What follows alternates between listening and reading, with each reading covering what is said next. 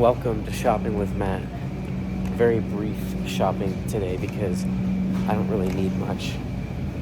Just have to pick up a few items on my way back to the glorious Panhandle of Florida. Now, I've been listening to a lot of self-improvement YouTube videos, and there are really some amazing nuggets of information you pick up along the way. For example, this guy, late 40s, pretty successful, seems like it, at least from the amount he was smiling throughout the video. It's really hard to fake a good smile, because I think as we get older, it's really easy to detect when someone's just, you can tell there's pain behind the mask. If there truly is pain, then it's really hard to conceal it. Looks like some mold on this bagel. That's kind of gnarly. So anyway, overall, I'm glad, and if I could mention anything to someone who's not certain of what they want to do in life, and they feel like they're all over the place. Like, dude, my videos sometimes are all over the place because I'm thinking about so much shit. Navigating through all of it, it's just, look at the amount of stuff we have. This store quite literally has thousands of decisions you could potentially make. Right? And you just want to try everything, because why not? There's so much to life. So the old model, it wasn't necessarily bad. It's just not up to date. Go to school, get a degree, get a job, 30 years, retire, done. Well, I'm not confident that's the best model in the modern age, simply based on how much things have advanced. You can't tell me that life with technology has not drastically altered our perceptions of what we can do, and therefore broken down what we think we can and can't do, and lifting the restrictions thereof. But where am I going with all this? Essentially, I'm just grateful I've done so much. So many random jobs. What's up, man? It's helped me to identify, wow, this or that, this really sucked, or that's really great. And it's okay to wander around a little bit. What's the harm in that? I've worked some really terrible jobs, man. And I have to say, if I did that if I did a terrible job when I was in my late 30s, and I need to figure out right now what sucks and what doesn't, what actually what gets me excited to work, then I could be headed in a drastic direction, a drastically different direction than I want to be going in. Like, I'm going through the clothing aisle right now. What kind of insanity is this? This didn't exist. This wasn't even fathomable hundreds of years ago. We are so blessed to have all this. And it's spreading as well. The amount of people who are being lifted out of abject poverty daily is quite astounding. It's like a ripple effect. No, it is a ripple effect. If you become rich, not that that's the key component of life, I'm simply making the point here that if you become rich, you usually do it by creating something that a lot of people benefit from. Walmart's a great example. Sure, you can talk all the smack you want about what's wrong, and every business has its flaws, but it's kind of astounding because it literally works here. I know, it's astounding what it's like. That actually just made me think, real, like, did I ever sign something in my Walmart contract saying I couldn't badmouth the company?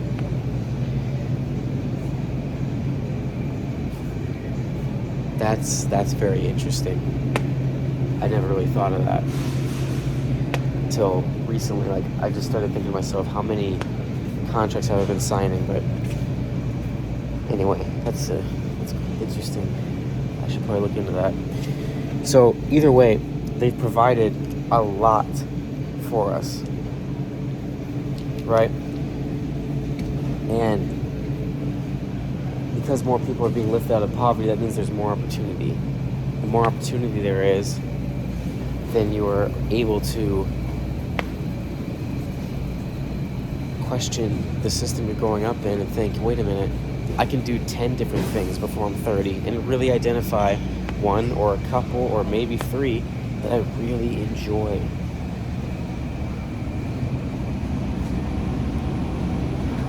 Can you post brands on YouTube? This stuff is kind of gnarly. Some smoked salmon.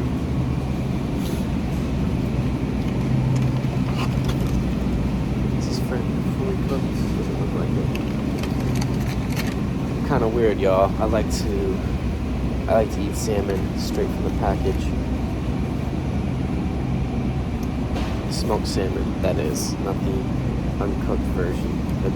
That would be insane. That's some stuff, that's some Bear Grylls shit right there.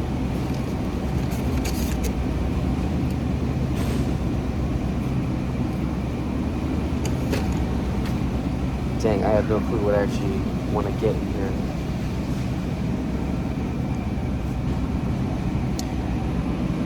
And that's alright. That's kind of the point of coming into Walmart. Just, or some place this big, right? You come in here, and yeah, you can just decide how long you want to take with everything, essentially. Unless you signed yourself up for a job, you don't actually have to be in that job.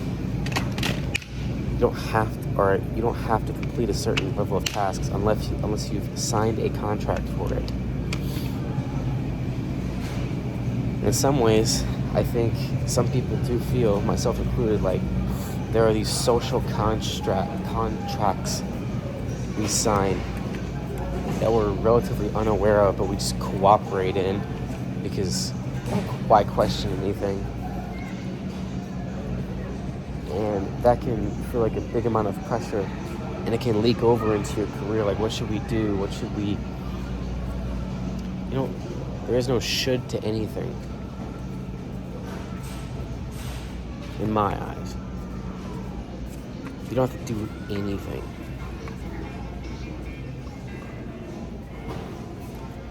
Oh, you should act this way.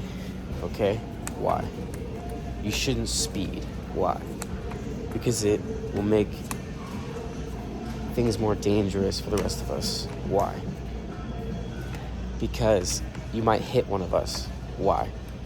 Because when you're speeding, you're more likely to hit somebody. Why? Well, because you aren't as good of a driver. Why? And you just continue going down that rabbit hole until they essentially tell you what it is you're doing wrong, but from exactly why they said that. It's not just a blanket statement like speeding is bad. Why is it bad? Because there's a piece of aluminum carved out into a square and posted on another piece of steel or aluminum that dictates with a number created by some man-made description of what's considered fast. And that's even a blanket statement. What the hell is fast? We thought fast were horse buggies, and now we get in tubes and go throughout the sky. So, really understanding the root reason of why we do anything is quite important. I think that's just... Hello? I think that's just the way it is. If you don't question what you do, then I'll say this: you actually are more of a threat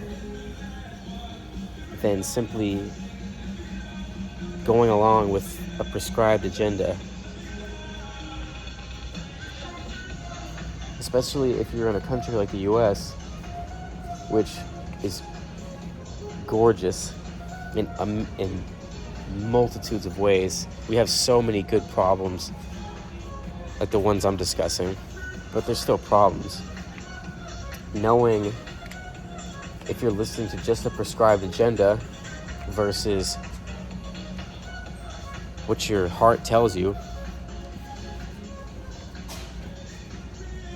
and your heart can mislead you, excuse me, but I got lost for a second there looking at all this crap.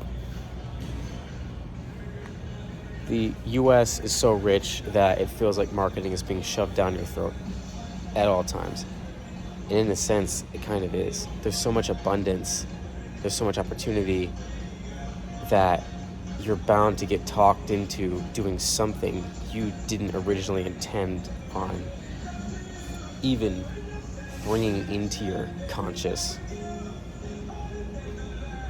I can't find these protein bars, man.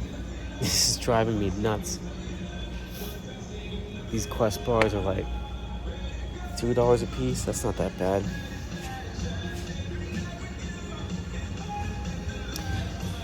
It's funny to me as well. I'm looking for protein from a man-made source, and not just some basic steak or something like that. Yeah, speaking of which, is there anything I could get here that would be hot and fresh? See, look at that. Because I couldn't find the protein bars I was looking for, now I have to think of what else I want. And that's kind of how life goes a lot. You think you want something and you still may want it, but you can't find it. Sometimes you have to substitute in the next best thing until you either give up because that thing you're chasing is not worth it, or hold off because you are fully confident the pros outweigh the cons of chasing your desire.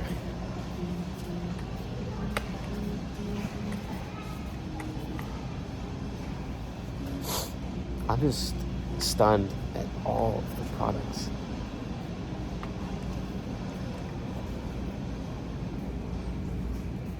All of the things we come up with to make our lives simpler. And it's just blasé at this point, right? It's blasé. It's, oh, cool, yeah, we get in cars. Whoop-de-doo. The first person to have a car, even if you drive a POS, that would have been sacred treasure in the early 30s. Because no matter what car you drive right now, it is probably substantially better than whatever was made in the 30s. And some people argue, oh, you know, they prevented electric cars from coming to the market. Nikola Tesla was prevented from advancing our society like Elon Musk is. Which, by the way, side note, that's equally as funny because Elon Musk is down-talked for not actually being the person who creates anything. He just tells and orchestrates. But Nikola Tesla if he actually would have done something in society, he probably would have been labeled the same exact way. Just a guy who orders people around. There's a lot more positive talk about those who haven't done it versus those who have. There's a lot more love for the come up than the existence of the ideal. Because if someone looks at you and you embody what their ideal is, but they don't have it yet, because you can't have an ideal. Or no, can you? Yes, you can. You can have your ideal. But if you reach your ideal, aren't you going to realize you could go even further and have a new ideal and it never stops? Probably. But it'll create some jealousy, more than likely, because that person has what you don't have.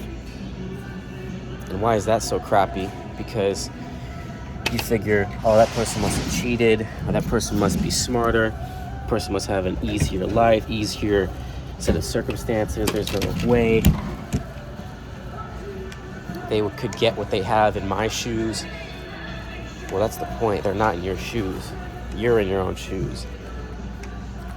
The cool thing about shoes is you can replace them with better ones. What does that mean for life? Out in the abstract discussion of life, well, it simply means if you have on a pair of canvas shoes and you have to run this marathon of life, you're probably going to be very slow compared to the person who has the $200, $500, whatever it is, ultimate shoe to support them on their journey and has the training necessary to get through life.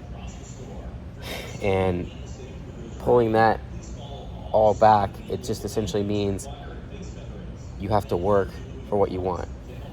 But you can make it, or excuse me, not to cancel that out, and you can make it to where it's far more efficient and as minimal suffering as humanly possible to achieve what you desire. I think the fear, specifically that I had too, is a fear that I share with many people, I believe, because I certainly had it and still do, is that I'll reach a very happy place and then still think, what more is there? And I'll feel as voided. I feel like I haven't filled the void at all. Similar to how I felt in the past, which was at some of my lowest points, right? And it still won't make any sense, and I'll question what more is there to life. What's the point? And it'll just be even worse than when I started. But that's typically, I think that's a valid excuse, but it's still an excuse. Because how could anything, if you are truly afraid of the worst case scenario, which would be feeling worse than you are now, and thinking you're going to end up at that point after you've done substantial work on yourself, versus going the other way and just doing nothing, is completely asinine. You might as well put the work in, even if there's no point to life, because you're going to live more than likely, and if you don't truly believe life is worth living, then you just kill yourself, which is terrible, and it has a massive ripple effect on other humans. And because we're all connected in some form, I think we all inherently feel some form of necessity to contribute, because what else is a species? Because how strong is a species to the extent that they're willing to suffer for the betterment of that species? I think I had a point 10 minutes ago I was trying to make, and I just completely lost that one. But I got all those wrapped up. And I think I pretty much found all that I want from this place, which is really interesting to me because I don't think I had an impulse shopping problem, but I certainly bought far more than I probably needed to when I first got introduced to, credit cards and whatnot. Ooh, some plant-based beef jerky. Sounds disgusting, but I kind of want to try it. They only have hot and spicy, huh? Wow, just gotta do me like that, don't you? It's okay. Oh, no, there's the original. See, you don't always have to accept what life gives you. Sometimes you have actually multiple options to choose from, which is amazing. It can also create some anxiety, but overall it's amazing. It's a far better problem to have. This is the thing. Why are we not happy in this modern society? It's a big question some people ask. Okay, well, would you rather be in a modern society? Hold on a minute. I've been made fun of for that term before.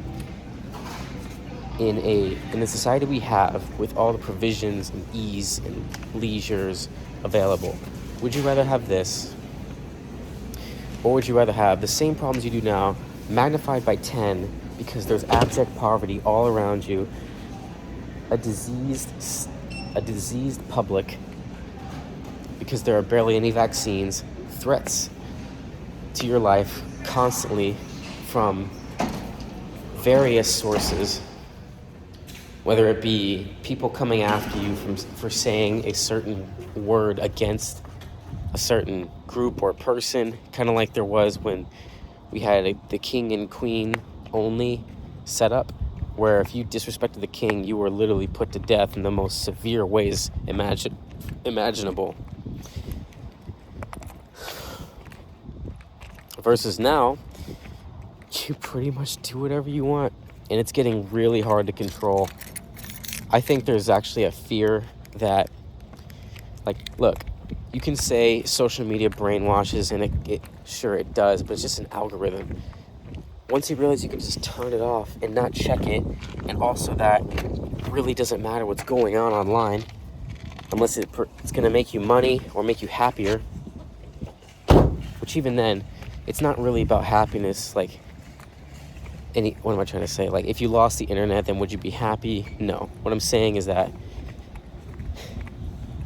you don't even need anything really to be happy, because you can inherently be okay with wherever you're at. That's what they ascribe the term hedonic treadmill to, where you get to a certain point and then you just want more from that point. So I guess that's where it all comes back, and you can say,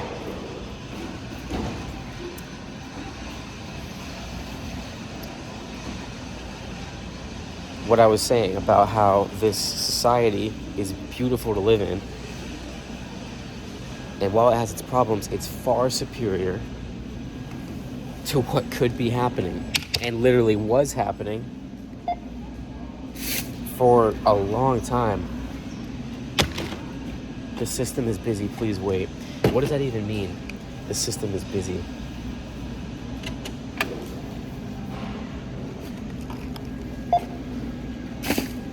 What system?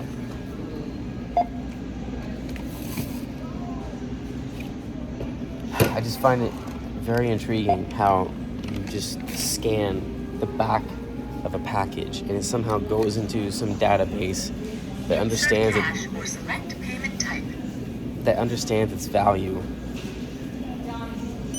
to the point necessary to provide an equal transaction to what you saw on the shelf, and of value enough, dictated by whoever is selling the product, who distributed it to the shopping center, etc. And it's done in seconds, literally seconds, with virtually no stress, no question by us as we use these extremely advanced, efficient modalities of pushing society forward. And and we're still not satisfied with it, still sounds like a far better scenario than whatever we had in the past. There's a longing for the past because social media, some channels, some people, usually just a very small minority of voices, get very loud on it, because those are the types, the Karens, right, who will complain to the manager that her soup was 2 degrees colder than she wanted it. Those are the people that commonly get on the internet and down talk the world like it's going to explode any minute. Right? So, as long as you understand that, it's truly a massive, I wouldn't say a joke. That sounds a little pompous for me to just write it all off as a joke. But if we simply knew we could turn it off and not be so stressed out about things, because it doesn't actually require our attention or input, whoa, we actually have far more liberty than we even conceive. It's kind of insane. For years, humans have thought that they didn't truly have a choice. They had to stay in a certain job for years. And it's no joke. It's really no joke, that concept, because those people have gotten to, there's no doubt in my mind, have been literally hundreds of thousands, if not millions of people that have gotten to the end of that path, scratched their head and thought, oh my God, I just wasted my life. There has to be a certain amount of people that have gone through that. And that's what pushes me to just try everything, which is where this video all started. But to do it diligently, knowing the pros and cons, the long-term outcomes of it all, but also understanding life can truly just be a roller coaster ride, and sometimes you just have to enjoy it, even with all the shitty parts about it. I would rather have all the things that happened to me never happen, but because they did, I'm just glad I didn't grow up in the 70s when the resources to get my life in better order were less abundant, and there was less time, because just back in the 70s, people were dying, I think, on average 10 years earlier than we are living till now.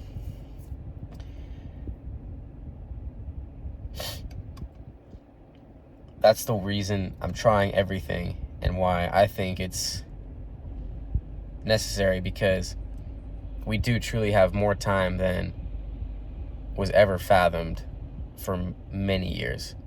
So the ride of life is sometimes insanity. It's sometimes insane in concept.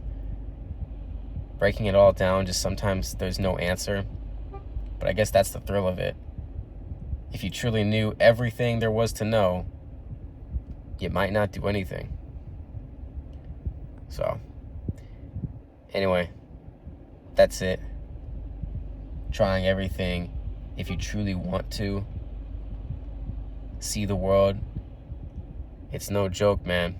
As you get older, your energy levels can slip, and not maximizing the time you do have, if that's something you truly want. Like, I would love to travel all over.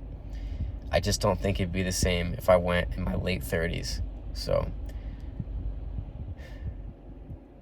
I'm taking it day by day, though. But glad to be doing other things, broadening my horizons, because that's what makes it all worthwhile to some extent.